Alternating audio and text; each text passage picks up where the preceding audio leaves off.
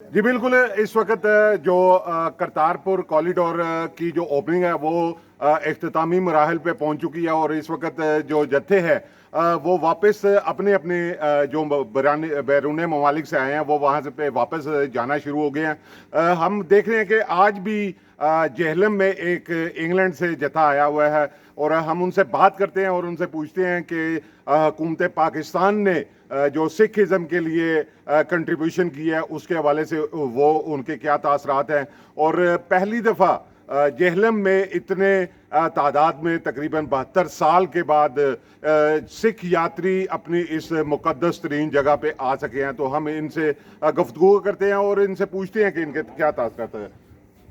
ਵਾਹਿਗੁਰੂ ਜੀ ਕਾ ਖਾਲਸਾ ਵਾਹਿਗੁਰੂ ਜੀ ਕੀ ਫਤਿਹ। सरदार जी ਤੁਹਾਡਾ ਕੀ ਹਾਲ ਹੈ? ਪਹਿਲਾਂ ਤੇ ਦੱਸਣਾ ਕਿ ਤੁਸੀਂ ਕਿਹੜੀ ਜਗ੍ਹਾ ਤੋਂ ਆਏ ਹੋ ਔਰ ਦੂਸਰਾ ਦੱਸਣਾ ਕਿ ਹਕੂਮਤ ਪਾਕਿਸਤਾਨ ਨੇ ਜਿਹੜਾ ਕਰਤਾਰਪੁਰ ਦਾ ਤੋਹਫਾ ਤੁਹਾਨੂੰ ਦਿੱਤਾ ਹੋਇਆ ਉਸ ਦੇ ਹਵਾਲੇ ਨਾਲ ਜਿਹੜੀ ਸਿੱਖ ਕਮਿਊਨਿਟੀ ਹੈ ਉਹ ਕੀ ਸੋਚਦੀ ਹੈ ਤੇ ਕੀ ਉਹਨਾਂ ਦੇ ਤਾਸਰਾਤ ਹਨ। ਇੰਗਲੈਂਡ ਤੋਂ ਆਏ ਆ ਜੀ। ਜਿਹੜਾ ਕੋਰੀਡੋਰ ਖੁੱਲਿਆ ਸਾਰੀ ਸਿੱਖ ਸੰਗਤ ਪੰਜਾਬ ਦੀ ਜਾਂ ਸਾਰੇ ਵਰਲਡ ਦੀ ਬਹੁਤ ਖੁਸ਼ ਆ। ਇਹ ਕੋਰੀਡੋਰ ਖੁੱਲਾ ਇਮਰਾਨ ਖਾਨ ਨੇ ਤੇ ਸਿੱਧੂ ਨੇ ਦੋਹਾਂ ਨੇ ਬਹੁਤ ਬਹੁਤ ਧੰਨਵਾਦ ਆ ਦੋਹਾਂ ਦਾ।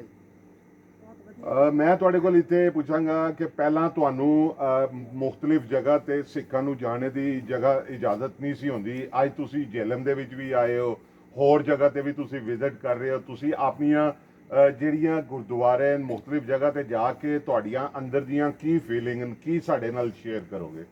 ਸਾਨੂੰ ਤਾਂ ਬਹੁਤ ਖੁਸ਼ੀ ਹੈ ਜੀ ਇਸ ਚੀਜ਼ ਦੀ। ਜੇ ਜਿੱਦਾਂ ਹੁਣ ਸਾਰੀ ਸਿੱਖ ਸੰਗਤ ਲਈ ਬਈ ਅੱਜ ਤਾਂ ਕਹਿੰਦੇ ਨਨਕਾਣਾ ਸਾਹਿਬ ਦਾ ਵੀ ਖੁੱਲ੍ਹਣਾ ਚਾਹੀਦਾ। ਇਹ ਵੀ ਉਹਨਾਂ ਦਾ ਧੰਨਵਾਦ ਹੈ ਜੀ। ਇਹ ਵੀ ਵੀਜ਼ਾ ਸਿਸਟਮ ਹੀ ਹੋਵੇ ਭਾਵੇਂ ਹਰ ਇੱਕ ਨੂੰ ਖੁੱਲ੍ਹ ਹੋਣੀ ਚਾਹੀਦੀ ਆ। ਦੁਨੀਆ ਦੇ ਵਿੱਚ ਬੜਾ ਪ੍ਰਚਾਰ ਕੀਤਾ ਜਾਂਦਾ ਹੈ, ਬੜਾ ਪ੍ਰਾਪੋਗੰਡਾ ਕੀਤਾ ਜਾਂਦਾ ਹੈ ਕਿ ਪਾਕਿਸਤਾਨ ਇੱਕ ਮਹਿਫੂਜ਼ ਮੁਲਕ ਨਹੀਂ ਹੈ, ਦੁਸ਼ਮਣ ਮੁਲਕ ਇਹਦੇ ਬਾਰੇ ਵਿੱਚ ਬੜੀਆਂ ਗੱਲਾਂ ਕਰਦੇ ਨੇ। ਤੁਸੀਂ ਇੱਥੇ ਆਏ ਹੋ, ਸਾਰੇ ਇੱਥੇ ਤੁਸੀਂ ਫਿਰ ਕੇ ਦੇਖ ਰਹੇ ਹੋ ਤੇ ਤੁਸੀਂ ਕੀ ਦੇਖ ਰਹੇ ਹੋ?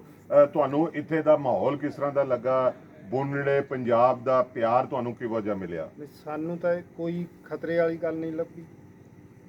ਬੜਾ ਪਿਆਰ ਮਿਲਿਆ ਹਰੇਕ ਬੰਦੇ ਨੇ ਜਿਹਨੂੰ ਵੀ ਮਿਲਿਆ ਜੀ। ਬਹੁਤ ਪਿਆਰ ਮਿਲਿਆ, ਬਹੁਤ ਜ਼ਿਆਦਾ।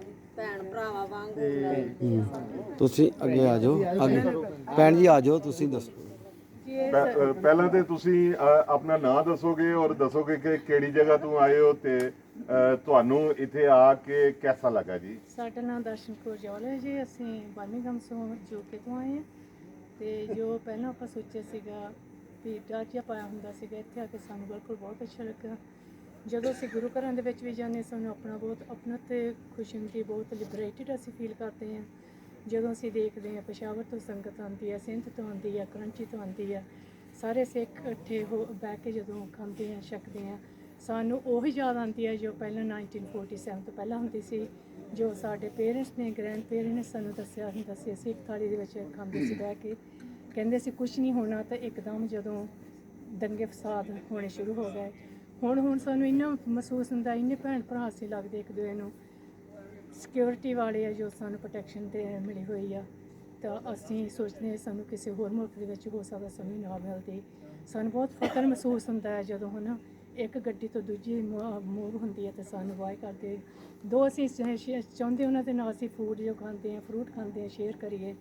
ਪਰ ਐਟ ਦ ਸੇਮ ਟਾਈਮ ਸਾਨੂੰ ਹੁੰਦਾ ਵੀ ਨਹੀਂ ਉਹ ਡਿਊਟੀ ਤੇ ਆ, ਉਹਨਾਂ ਨੂੰ ਹੋ ਸਕਦਾ ਮੁਨਾਸਬ ਨਾ ਹੋਵੇ ਫਰੂਟ ਲੈਣਾ। ਮੈਂ ਤੁਹਾਡੇ ਕੋਲ ਇੱਥੇ ਪੁੱਛਾਂਗਾ ਕਿ ਖਵਾਤੀਨ ਦਾ ਬੜਾ ਆਪਸ ਵਿੱਚ ਗੁਫ਼ਤਗੂ ਹੁੰਦੀ ਹੈ, ਉਹ ਆਪਣੀਆਂ ਸੰਗਤਾਂ ਦੇ ਨਾਲ ਜ਼ਿਕਰ ਕਰਦੇ ਨੇ।